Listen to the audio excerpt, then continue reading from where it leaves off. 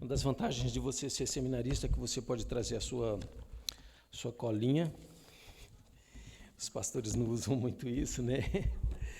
Mas nós usamos, então a gente pode se valer dessas prerrogativas enquanto a gente pode. Bem, eu quero dizer primeiro que é uma alegria muito grande para mim estar aqui no púlpito da minha igreja, primeira igreja presbiteriana, e é uma grande responsabilidade trazer a palavra do Senhor aqui para vocês, né, compartilhar a palavra do Senhor com vocês. Eu quero saudar a cada um de vocês que está aqui presente, né, e também a vocês que estão em casa, no seu sofá, confortavelmente, né, que chique. Saudar a todos com a gloriosa paz do nosso Senhor Jesus Cristo. Amém?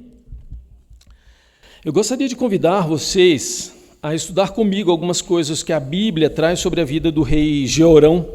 A história do reinado dele, ela é contada em 2 livros. Ela é mencionada no livro de Reis, segundo livro de Reis, e no segundo livro de Crônicas. E a mensagem que eu quero compartilhar com vocês quem teve acesso aí ou quem acessou, vamos dizer assim, o nosso boletim, já viu aí o spoiler, né, e o próprio texto, né, ela se dá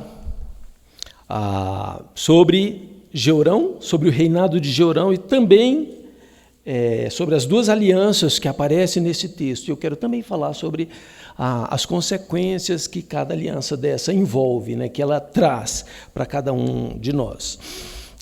A gente pode concordar que esse texto ele é muito relevante nos nossos dias, especialmente nesses tempos que nós estamos assistindo a uma corrida no momento político de eleição de presidência para a Câmara dos Deputados, ao Senado também, e os irmãos sabem que para que alguém seja eleito aí, muitas alianças serão feitas. A grande questão ou as grandes questões são que tipo de alianças serão feitas, né? Que consequências essas alianças elas poderão trazer, não apenas no campo político, mas no campo também espiritual na vida dos envolvidos.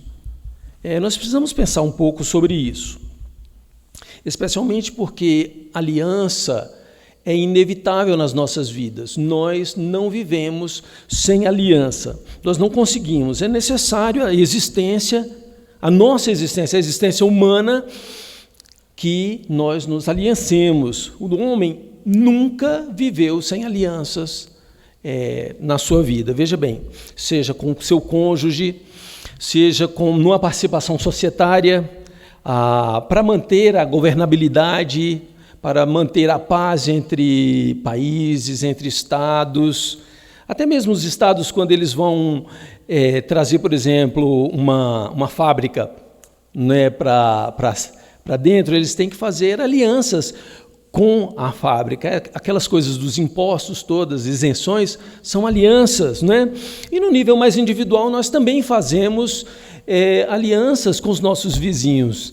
Quem nunca morou numa casa, ou talvez o pessoal de apartamento não, mas que tem uma goiabeira que passa em cima do muro, então você só pode pegar as goiabas do lado de cá, né?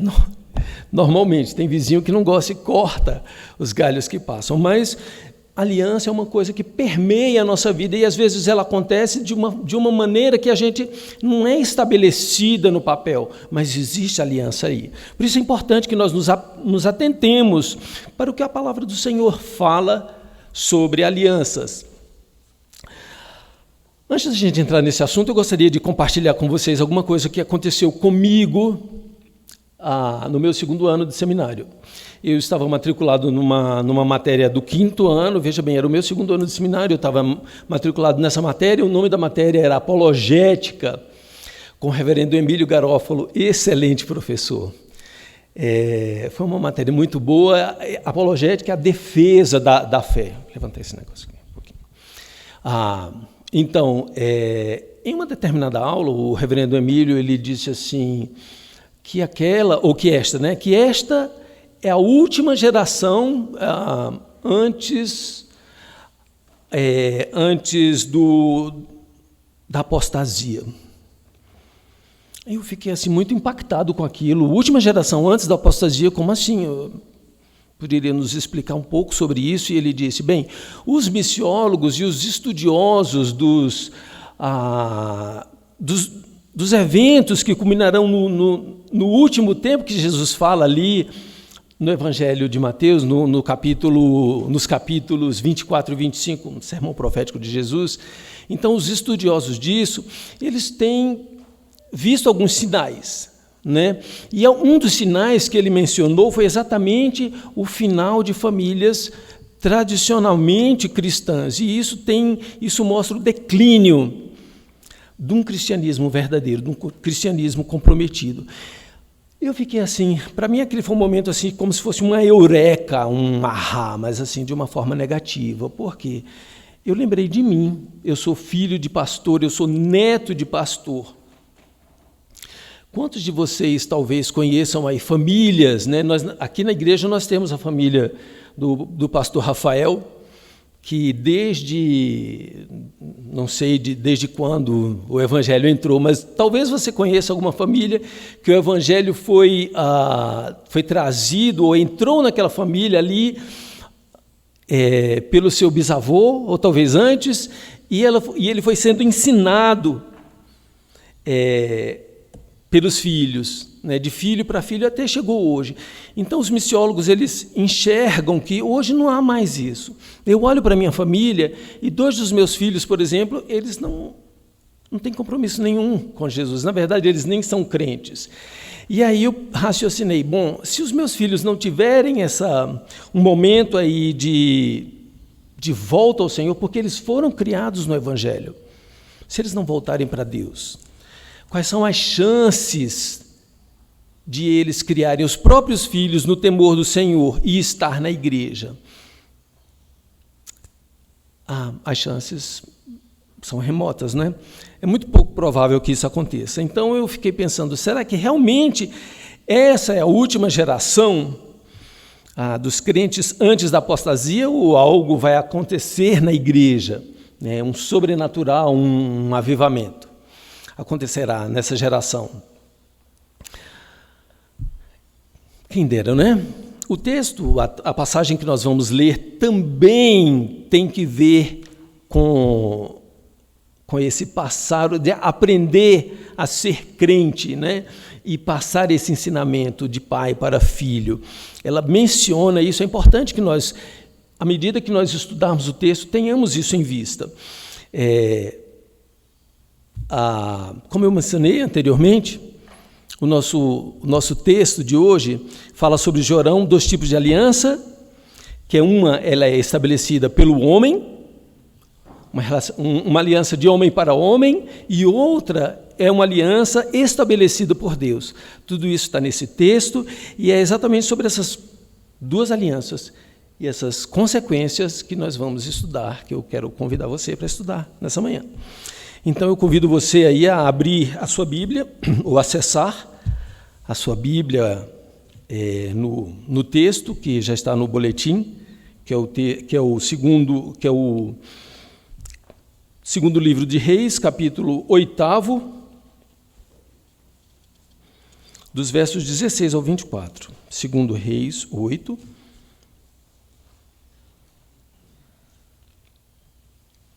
versos 16 a 24. Eu vou fazer essa leitura e eu peço que os irmãos acompanhem aí nas suas Bíblias, nos seus iPads, computadores, celulares. Verso 16. E no ano 5º de Jorão, filho de Acabe, rei de Israel, reinando ainda Jeosafá em Judá, começou a reinar Jeorão, filho de Josafá, rei de Judá.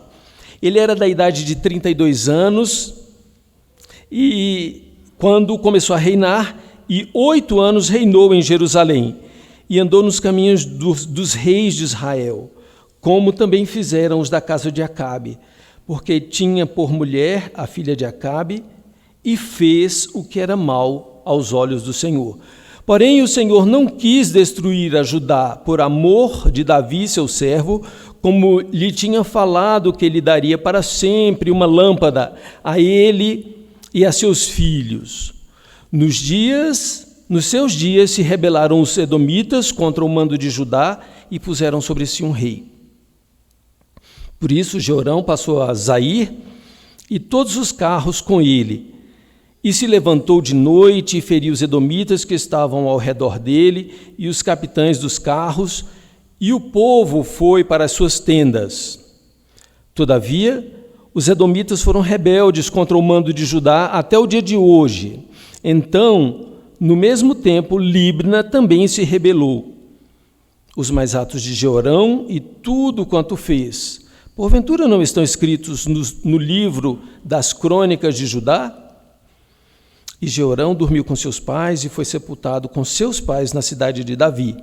E Acasias, seu filho, reinou em seu lugar. Que Deus abençoe a leitura da sua palavra. Amém? Feche seus olhos, nós vamos orar pedindo ao Senhor sabedoria, para que a gente entenda o que é que esse texto tão antigo tem que ver conosco, com essa geração atual, a primeira geração do século XXI, com a primeira igreja presbiteriana de Taguatinga.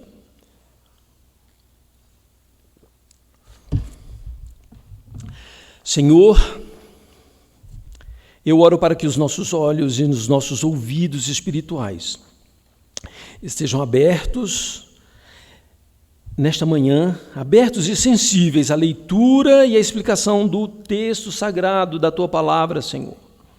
Ajuda-nos nesta manhã de domingo, nessa manhã tão bonita.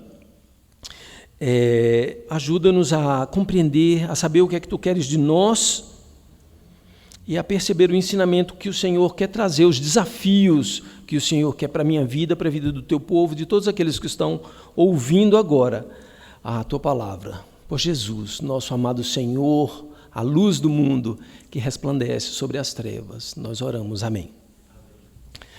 Meus irmãos, como eu falei para vocês, esse texto, há um texto correlato em Crônicas, no segundo livro de Crônicas, o capítulo 21.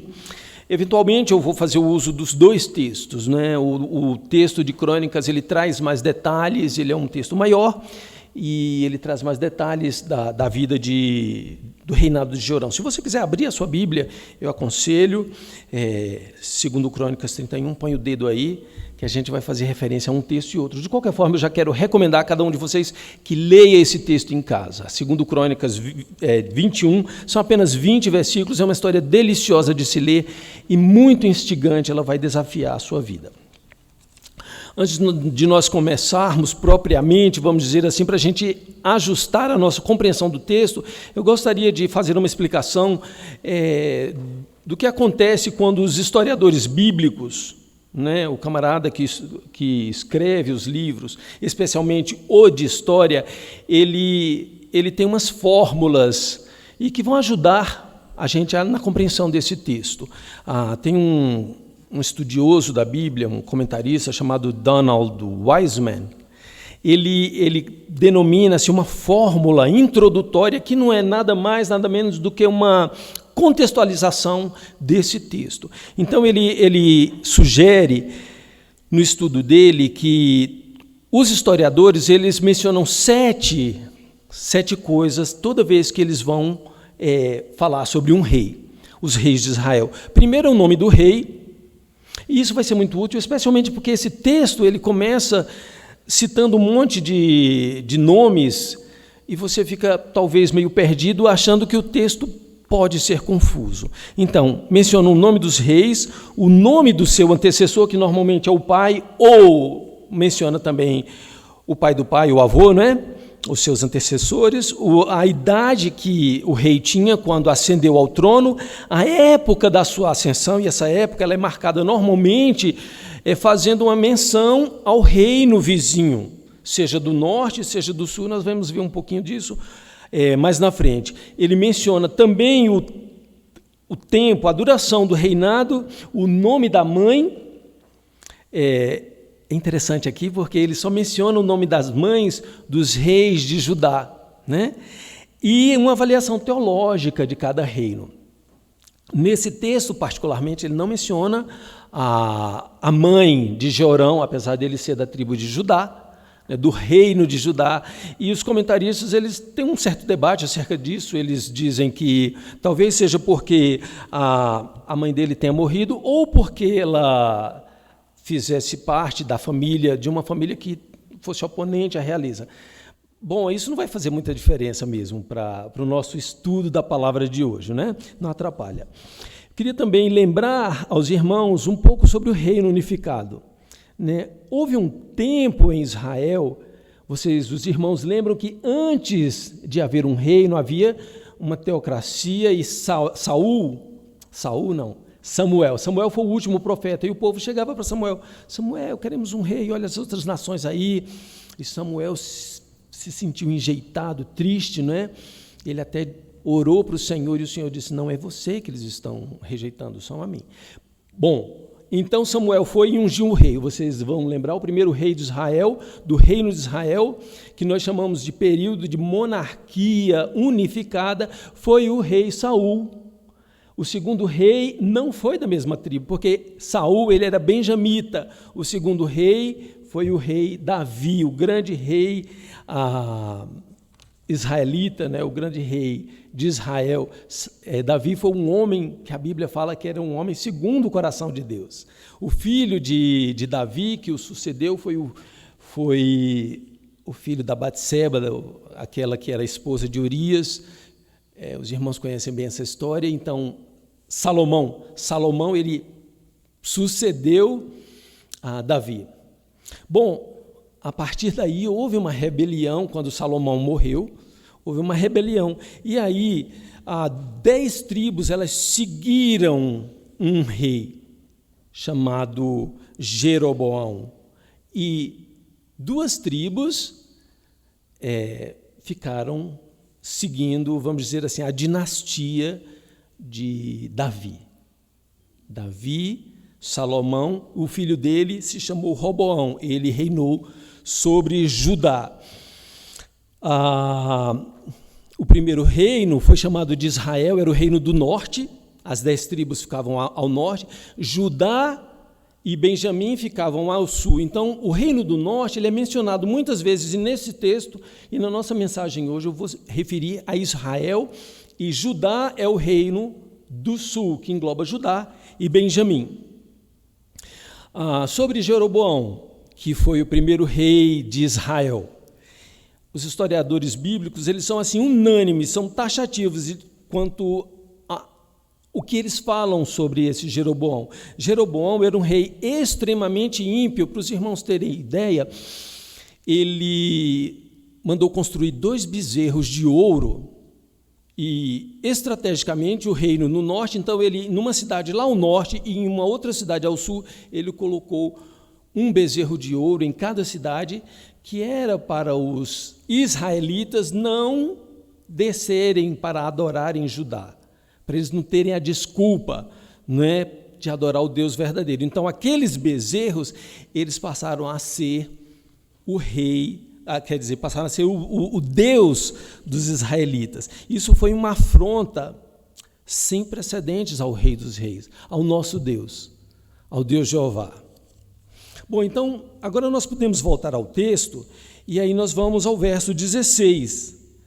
E aí nós temos a menção de dois reis contemporâneos. Temos Josafá, que era rei de Judá, que descendia de Davi, e Jorão era rei de Israel, que era filho de Acabe. Davi era um homem segundo o coração de Deus, eu já mencionei isso aqui, que a palavra fala. Entretanto, Acabe não, Acabe era o contrário. Acabe foi um rei que andou nos caminhos do rei Jeroboão. Ele era casado com uma mulher chamada Jezabel, que era uma mulher igualmente má. Ela era filha de um homem, e este homem ele era o rei de Tiro e de Sidom, e lá eles adoravam a um deus chamado Baal. A Jezabel, ela era devota de Baal, e ela promoveu em Israel o culto a Baal. Quando eu estou falando de Israel, os irmãos estão lembrando que é o reino do norte, né? Então, ela promoveu, ela matou os profetas. Eu tenho certeza que os irmãos se lembram daquela guerra que houve de Elias e os 450 profetas de Baal. Foi no reinado de Acabe, né? E Jeroboão, ele levou o povo a pecar. Acabe andou nos caminhos dele. Se nós voltarmos ao texto, no verso 12, e no texto paralelo, ele diz assim, que Jeroboão não andou, Jeorão ele não andou nos caminhos do seu pai Josafá, e nem do seu avô, que era o rei Asa. Tanto Josafá quanto o rei Asa, eles eram reis bons, reis piedosos, reis que amavam a Deus. No texto de Crônicas, no capítulo 20, é uma história linda que fala sobre um avivamento espiritual que Josafá, que era pai de Jorão, do nosso texto, Josafá ele promoveu no reino de Judá. E ele era um homem tão piedoso que ele se pôs a buscar o Senhor e ele apregoou um jejum, veja bem, um rei apregoando um jejum em todo o Judá. E quando houve uma guerra, Judá foi vitorioso nessa guerra, que essa guerra foi contra Amon e Moabe. Naquela época, as guerras também tinham um cunho religioso, eram os deuses que eles diziam que protegiam o seu povo. Quando eles retornaram dessa guerra, Josafá, ele deu a seguinte declaração, segundo Crônicas 20, 27 e 28. Então voltaram todos os homens de Judá a Jerusalém. Nós estamos falando dos tempos do rei, pai do Jorão, né? Então voltaram todos os homens de Judá e de Jerusalém e Josafá à frente deles, e tornaram para Jerusalém com alegria, veja, porque o Senhor os alegrara com a vitória. Eles reconheceram que foi Deus, o Deus Yahvé, que deu essa vitória para eles sobre os seus inimigos. Vieram para Jerusalém com alaúdes, harpas e trombetas para a casa do Senhor. E aí a gente pode pensar, tal pai, tal filho, né? O filho viu e copiou. Lembrem, meus irmãos, Jeorão, ele era o filho mais velho. Normalmente os filhos acompanhavam os pais nesses empreendimentos. Jonatas, ele acompanhava Saul nas guerras, quando Saul saía. Então, com certeza ele estava nesses movimentos aí de reforma espiritual, ele acompanhou tudo aquilo. Entretanto, ele não andou nos caminhos do pai dele. E aí eu penso, parece um pouco com alguns de nós, alguns cristãos que vêm de família cristã, né?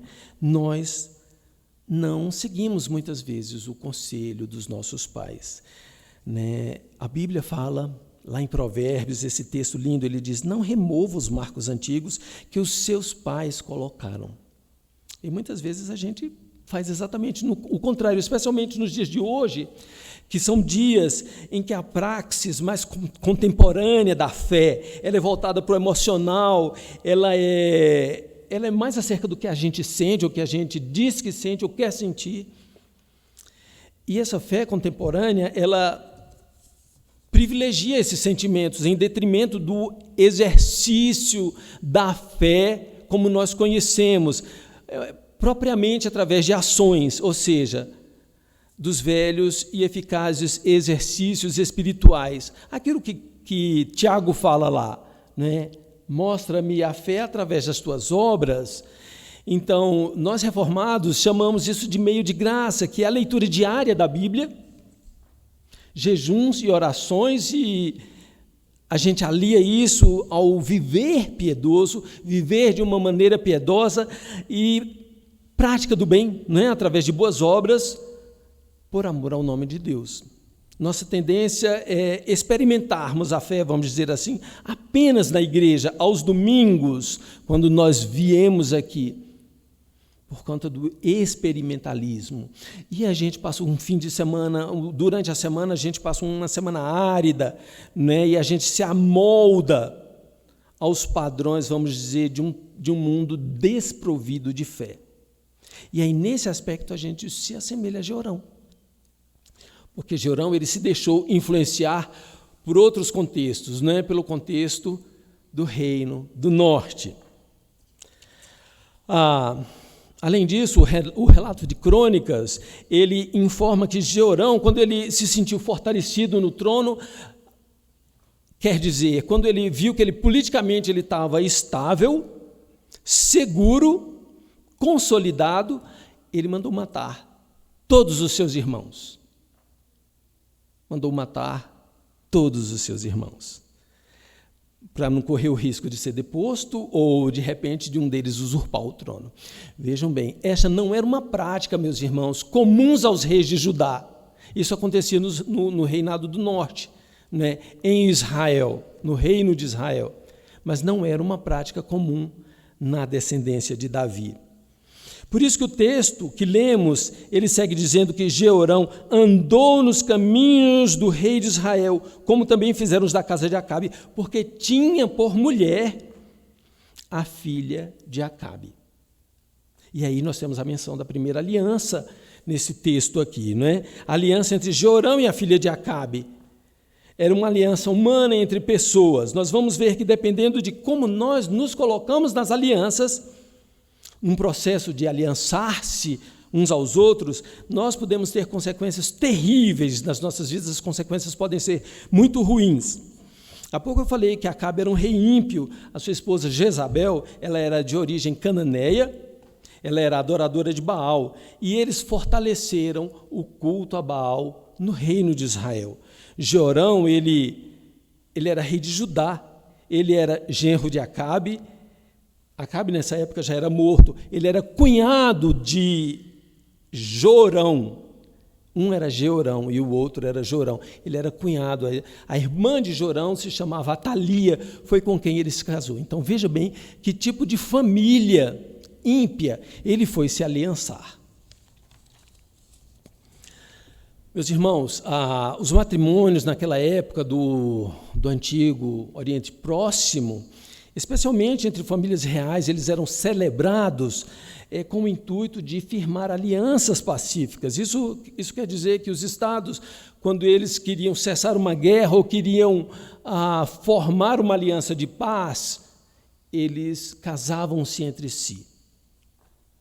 Eles buscavam os casamentos entre famílias reais. E isso é uma coisa assim natural, porque você não vai querer brigar com a sua família. Ninguém quer brigar dentro da sua família. Desde aqueles tempos, né? Isso aconteceu no reinado de Israel, quando Acabe ele se aliançou lá com o reino de Tiro e Sidom, lá onde havia um deus Baal. O Deus de Israel não deveria ser o Deus Baal. O Deus de Israel era Yahvé. Mas com esse aliançamento, passou-se a cultuar Baal no reino de Israel.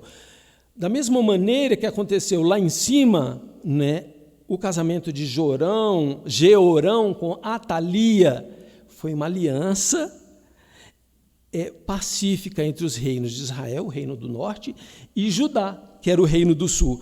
Acontece, meus irmãos, que por todo o território israelita, os cultos a Baal desafiavam a adoração a Yahvé. O culto a Baal, ele envolvia práticas terríveis, práticas que Deus abominava, desde práticas imorais do culto da fertilidade até sacrifício de crianças. Deus abominava isso. Veja bem, em Jeremias 19:5, o Senhor fala o seguinte: porque edificaram altos de Baal para queimarem seus filhos no fogo em holocausto a Baal. Deus estava falando sobre Israel. Jeremias, ele profetizava para o reino de Israel, o reino do norte. Deus diz: o que nunca lhes ordenei, nem falei, nem me veio ao pensamento. O Senhor não tinha nada que ver com essa história de queimar filhos, era uma abominação. Ao se aliançar com Israel, Jeorão ele se tornou o primeiro rei de Judá, que construiu lugares altos para a adoração de outros deuses. Ele promoveu essa coisa de adorar a outros deuses que não o Deus de Israel.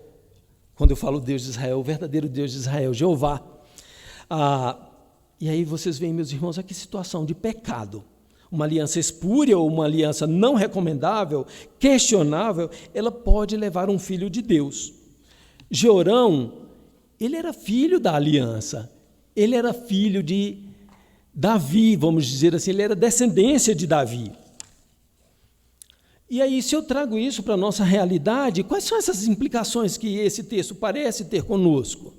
Mesmo sabendo que a palavra de Deus nos exorta, nós somos povo do Senhor, que nós não entremos em julgo desigual no relacionamento matrimonial com alguém que não tem Yahvé como seu Deus, nós deliberadamente, porque é um ato da nossa vontade, a gente faz isso, né? Nós optamos por entristecer o Espírito Santo de Deus e fazemos exatamente o contrário, nós fazemos a nossa vontade, nós nos aliançamos com pessoas que não temem a Deus.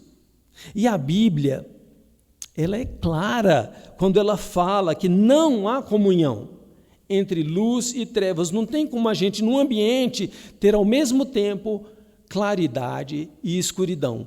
Eles não convivem, né? Nós quebramos a lei de Deus e por muito pouco, por coisas poucas, a gente prefere se aliançar e a gente prefere agradar a si mesmo, as pessoas, aos nossos aliançados, para não perder deles a admiração, para a gente não perder um bem-querer, uma parceria que nos traga vantagens, ao invés de agradar ao Senhor, primeiramente, com os nossos posicionamentos. Nós quebramos a lei de Deus para não quebrarmos alianças que não dizem respeito a Deus. Nós entristecemos o Espírito Santo de Deus para não entristecermos pessoas que muitas vezes não estão nem aí para a nossa fé, elas não têm o menor respeito. E muitas vezes, quando nós estamos nessa aliança, nós, inclusive, sequer temos coragem de testemunhar a nossa fé, falar sobre o nosso Deus.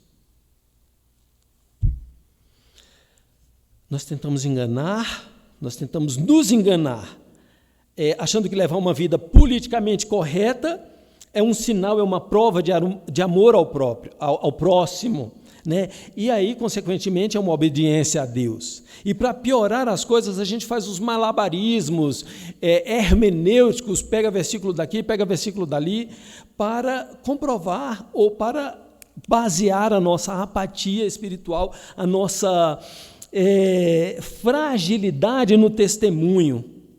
Sabe, meus irmãos, isso acontece também comigo. Que Deus tenha misericórdia de nós e nos ajude e nos sustente a sermos fortes quando nós estivermos nessa batalha das alianças.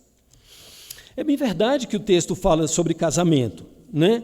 Contudo, nosso compromisso com Deus, ele não se restringe apenas à escolha do nosso cônjuge, né? Aos solteiros aí que nos ouvem. Não é só acerca de casamento, mas em toda e qualquer aliança que nós fazemos entre homens. Desde participação societária, né? Você vai se aliançar com alguém, essa pessoa teme ao Senhor, até a simples formação de grupos de trabalho para obtenção de notas, né? No trabalho, numa prova, sei lá. Né? Uma aliança com alguém que não teme a Deus pode nos levar a fazer coisas terríveis, e normalmente nós cedemos, né? Desde acordos sobre o uso de banda larga, de internet entre vizinhos, isso parece ser uma coisa muito comum, aos acordos entre empregados e empregadores, né? No momento, por exemplo, de uma rescisão contratual. Como é que você se posiciona aí? Né? Que regras da palavra de Deus você segue ou você transige para agradar essa aliança? mesmo nos acordos pequenos, né? Nos acordos de amizade. Nós precisamos estar atentos para não fazermos concessões que desagradem a Deus. Nós precisamos honrar a Deus em todos os nossos acordos, em todas as nossas alianças. Não é apenas numa participação societária. Mesmo nos nossos acordos entre colegas, entre amigos. A quem agradamos, primeiramente, quando nós somos confrontados com uma cláusula estranha ou com atitudes pecaminosas decorrentes de acordos que nós firmamos? Nós agradamos a Deus? Ou nós colocamos a nós mesmos, ou aos amigos, ou aos chefes, ou aos sócios, ou aos clientes, nós os colocamos como ídolos? Como assim como ídolos? Que precisam ser agradados antes de se agradar a Deus. Como é que a gente faz isso? Né? A mera consciência, né, quando a gente toma consciência disso que está acontecendo, ela devia encher o nosso coração de tristeza e de temor a Deus. Né? Deus, meus irmãos, Ele não suporta idolatria. Ao pesquisar sobre Baal, eu vi em alguns dicionários de termos bíblicos que Baal, ele quer dizer, o vocábulo hebraico Baal, ele quer dizer senhor, ele quer dizer possuidor e ele quer dizer também marido. Isso mesmo, marido, né? Baal, ele era chamado, era o título do esposo de uma mulher sidônia. Ele era o esposo, o marido da mulher sidônia, o Baal dela, né? E como é que Deus se coloca na relação com o povo dele? Nós vamos ver num texto de Oséias, e aí eu convido você aí a abrir a sua Bíblia no livro de Oséias, fica depois de Crônicas lá, nos profetas. Oséias no 2º capítulo, eu vou ler a partir do verso 14. O contexto aqui é um contexto de infidelidade do povo de Deus. Deus está falando para o povo infiel. 2º capítulo de Oséias, a partir do verso 14. Portanto, eis que eu atrairei e levarei para o deserto e lhe falarei ao coração. O contexto, como eu disse para vocês, é de infidelidade. E aqui Deus está buscando a reconciliação. E Ele diz: a atrairei, levarei para o deserto e lhe falarei ao coração e lhe darei dali as suas vinhas e o vale de Acor por porta da esperança. Ela será obsequiosa como nos dias da sua mocidade, como nos dias em que subiu da terra do Egito. Naquele dia, diz o Senhor, ela me chamará, veja bem, meu marido. Diz o Senhor, ela me chamará meu marido, já não me chamará meu Baal. Da sua boca tirarei o nome dos Baalins e não mais se lembrará desses nomes. Naquele dia farei a favor dela aliança com as bestas feras do campo e com as aves do céu, com os répteis da terra, e trarei desta o arco e a espada e a guerra, e farei o meu povo repousar em segurança. Veja o verso 19.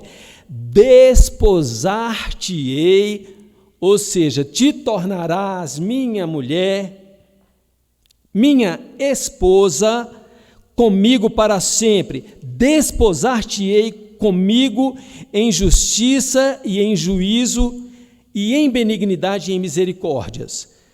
Desposar-te-ei comigo em fidelidade e conhecerás ao Senhor. O Senhor era o marido.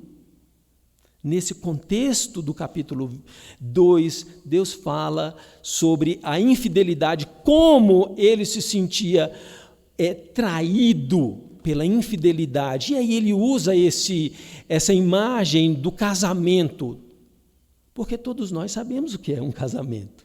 Como a gente se sente quando a gente é traído? Era assim que Deus se sentia. E aí ele se coloca como marido nessa relação. Em Jeremias nós lemos aqui no início, a primeira leitura, o reverendo Rafael ele trouxe para nós, Jeremias 31, versos 31 e 32, especialmente, ele diz o seguinte: eis aí, vem dias, diz o Senhor, que firmarei nova aliança com a casa de Israel e com a casa de Judá, não conforme a aliança que fiz com seus pais no dia em que os tomei pela mão para os tirar da terra do Egito, porque eles anularam a minha aliança. Não obstante, eu os haver desposado, diz o Senhor. Desposado. O Senhor disse: eu havia me tornado o esposo deles, não obstante eu ter sido o marido deles. Deus se apresenta como esposo para demonstrar a aliança que ele firmou com o povo dele, com Israel, o povo dele. E aí, meus irmãos, vocês percebem que seria uma afronta, e era uma afronta a Deus quando o seu povo buscava um outro marido, uma traição, uma infidelidade. Portanto, o fato de Jeorão ele se prostrar diante de Baal, ele era muito grave. E para piorar a situação, ele levou o povo consigo, ele levou o povo a adorar a Baal. O texto de 2 Crônicas, ele fala assim: ele seduziu os habitantes de Jerusalém, seduziu os habitantes de Jerusalém à idolatria e fez desgarrar a Judá, que era fiel ao Senhor. Vocês percebem a enrascada que muitas vezes, uma aliança destrambelhada, deixe-me usar esse termo, permitam-me, ela faz a gente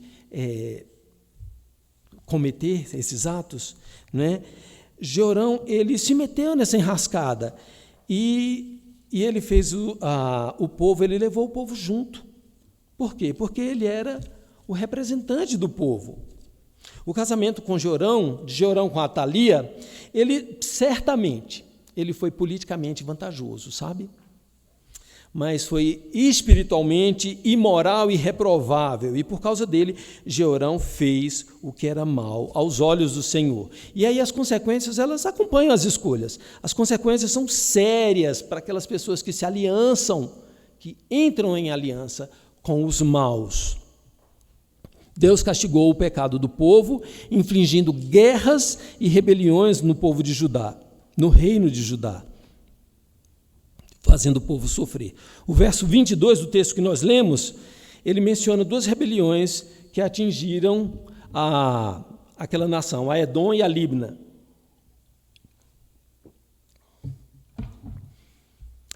Edom era uma província que Davi havia conquistado lá 100 anos atrás de Jeorão.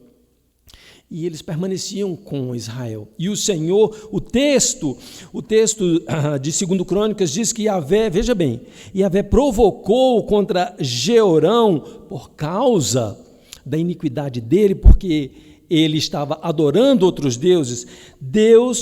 Yahvé, ele provocou a hostilidade dos filisteus e também dos árabes, vizinhos dos etíopes, e eles atacaram, eles invadiram Judá, e levaram embora toda a riqueza que encontraram no palácio do rei e até suas mulheres e filhos. Ele sentiu na sua pele, foi por pouco que a idolatria de Jeorão não fez perecer também o reino de Judá. No verso 19, ele diz assim: mas Deus não quis destruir a Judá.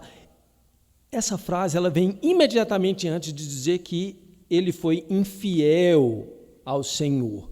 Ele foi infiel, mas, ou seja, uma frase está intimamente relacionada à outra. Judá merecia a destruição. Deus não quis destruir Judá, apesar de Judá merecer ser destruído. Os irmãos veem que o Jeorão ele sentiu na própria pele a consequência de agradar a outros deuses, ao invés de agradar a Deus. Além dele ter as esposas mortas, e as filhas, só Acasias ele escapou para continuar a linhagem, Ele teve um fim, meus irmãos, terrível. Isso está no relato paralelo, no relato de Crônicas. Crônicas fala que ele agonizou durante 2 anos até finalmente morrer de uma doença que lhe comeu por dentro. 2 anos agonizando, uma doença que lhe comeu por dentro, fruto da maldição que o Senhor colocou por ele não ter obedecido, por ele ter ido adorar a outros deuses, por ele ter traído o Senhor. E aí, para completar esse quadro triste do Jeorão, a Bíblia também relata, nesse texto de Crônicas, que ele morreu e não deixou saudades. Jeorão é o único rei que é mencionado que ele morreu e não deixou saudades. Lá no Nordeste a gente fala assim, a saudade que fica é o alívio que deixa. Eu imagino que tenha sido isso que aconteceu, né? O pessoal ficou aliviado, não deixou saudades. Que coisa triste, né? Para ficar vamos dizer assim, num epitáfio, na história de um rei. Morreu e não deixou saudades. E ele também não foi enterrado nos sepulcros reais. O povo não ligou, ele foi enterrado lá na cidade dos reis, mas não foi nos sepulcros reais. Que fim triste, não é? E esse texto, a simples leitura desse texto, ele nos traz um alerta para que a gente avalie como é que nós temos nos aliançado com outras pessoas, né? E quais são os esforços que nós temos feito para manter essas alianças. E aqui eu quero falar para você, meu irmão, minha irmã, meus amigos, né, que se você tem transigido a lei de Deus para você manter algum relacionamento, seja esse relacionamento emocional, seja fraternal, ou um relacionamento que lhe dará ou lhe traz algum tipo de vantagem, mesmo que seja feito dentro da igreja, né? Eclesialmente, vamos dizer assim, eu quero questionar você em nome de Jesus e lhe convidar a mudar de postura e fazer como Josué falou lá, Josué 24:15 diz, vocês escolham a quem vocês vão servir, eu e a minha casa serviremos ao Senhor. Até agora nós vimos sobre a aliança humana, né? A aliança que é alheia aos valores de Deus, que trouxe desgraça e trouxe maldição, e traz aos aliançados, né? E para o povo de Deus. Há no texto, entretanto, a menção de uma outra aliança, né? E essa é a aliança que enche o nosso coração de esperança, que traz um sorriso, né, para a gente. Diferentemente da primeira aliança que Jeorão havia feito com o Reino do Norte, ao se casar com Atalia, essa aliança é a aliança de Deus com Davi, e ela evidencia a fidelidade de Deus. Paulo, quando ele escreve a Timóteo, ele diz assim, se nós formos infiéis, ele, Deus, permanece fiel, pois não pode negar-se a si mesmo. Deus é fiel em todo o tempo às suas alianças, aos seus propósitos. Mesmo quando o homem é infiel, como no caso de Jeorão, a fidelidade de Deus é como uma lâmpada que nunca se apaga. Acompanhe aí na sua Bíblia o verso 19, essa leitura. Ele diz o seguinte, o Senhor não quis destruir a Judá por amor a Davi, seu servo, como lhe tinha falado que ele daria para sempre uma lâmpada a ele e a seus filhos. E essa lâmpada, ela é uma alusão direta à aliança de Deus feita com Davi.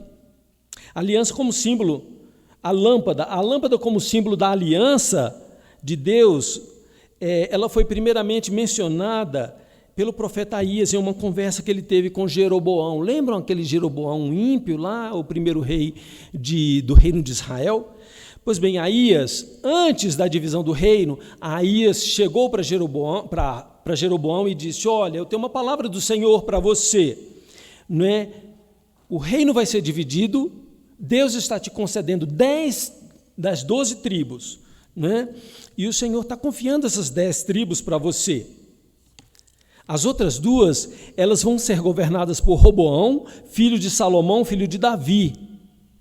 E o profeta Aías, ele diz assim, está lá, 1 Reis 11, 35 e 36, ele diz, mas da mão do seu filho tomarei esse filho, aqui era Roboão, mas da mão de Roboão tomarei o reino, a saber, das 10 tribos, e tas darei a ti. E a seu filho darei uma tribo, a tribo de Judá, para que Davi, meu servo, tenha sempre uma lâmpada diante de mim em Jerusalém, a cidade que escolhi para pôr ali o meu nome. Aías, quando ele fala isso, ele faz uma referência à promessa que Deus havia feito diretamente a Davi, conforme o texto de 2 Samuel. 2 Samuel 7,16, ele diz assim: porém a tua casa, isso é Deus falando com Davi, porém a tua casa e o teu reino serão firmados para sempre diante de ti, teu trono será firme para sempre. Promessa de Deus para Davi.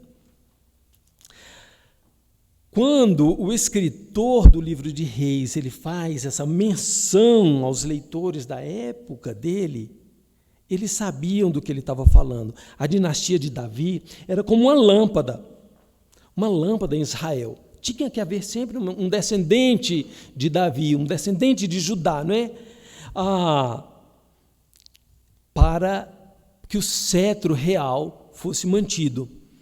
O cetro real ele pertencia à dinastia de Davi. E aquilo era uma prova absoluta e inquestionável da infalibilidade de Deus. E Deus, ele não mente e ele não falha em cumprir nenhuma das promessas dele. E aí, quando a gente fala em promessas de Deus, a gente se lembra daquele texto que Paulo menciona. Quando ele escreve aos Coríntios, ele diz assim: tantas, veja que coisa linda, tantas quantas forem as promessas de Deus, todas têm em Cristo o sim.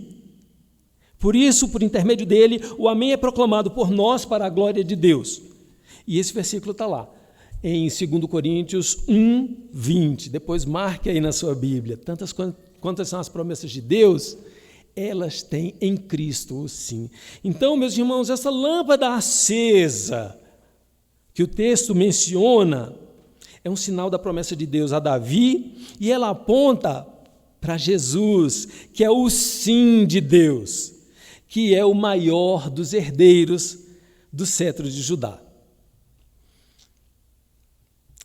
Se nós formos lá no início da Bíblia, em Gênesis, Jacó ainda estava no Egito, ele estava para morrer, ele chamou cada um dos seus filhos para abençoar, como era costume dos patriarcas. Quando chegou a vez de Judá, ele disse assim: o cetro não se arredará de Judá. Muito curioso que ele tenha dito isso. De todos os filhos, ele escolheu Judá. O cetro não se arredará de Judá, nem o legislador dentre os seus pés, até que venha Siló, e a ele se congregarão os povos. Até que venha Siló, e a ele se congregarão os povos. Os estudiosos da Bíblia, eles são unânimes para afirmar que a palavra Siló, aí vai um estudo de hebraico que eles fazem, elas são uma referência ao Messias, a Jesus Cristo. João, o apóstolo do amor, no início do seu evangelho, ele diz assim, ele se refere a Jesus como a luz verdadeira que ilumina todo homem. João 1:9. Jesus próprio, ele disse: eu sou a luz do mundo. Quem me segue não andará em trevas, mas terá a luz da vida. João 8:12. Sabe, meus irmãos, a vigência dessa aliança que Deus fez com Davi, ela dura até os dias de hoje, né? A primeira geração aí do século 21, a nossa geração, a nossa igreja, a primeira igreja presbiteriana de Taguatinga, e ela vai durar até que se estabeleçam novos céus e nova terra, os quais eu, você e todo crente aguarda, onde ele, Jesus Cristo, filho de Davi, leão da tribo de Judá, Deus encarnado, ele será o nosso rei eternamente. Como consequência dessa aliança de Deus com Davi, e que chega até nós recebemos o perdão dos nossos pecados. Em Cristo, nós fomos reconciliados com Deus. Através de Cristo, nós recebemos vida eterna. E aqui está a maior das consequências, né? Desta segunda aliança de Deus com Davi, que chega até nós. Nós reinaremos com Jesus, os eleitos reinarão com Jesus eternamente no reino de Deus. Eu gostaria de concluir essa mensagem de hoje, essa palavra, convidando cada um de nós a uma reflexão. Que nós refletirmos sobre essas duas alianças vistas na história do rei Jeorão, uma de homem para homem, homem com homem, não é? E uma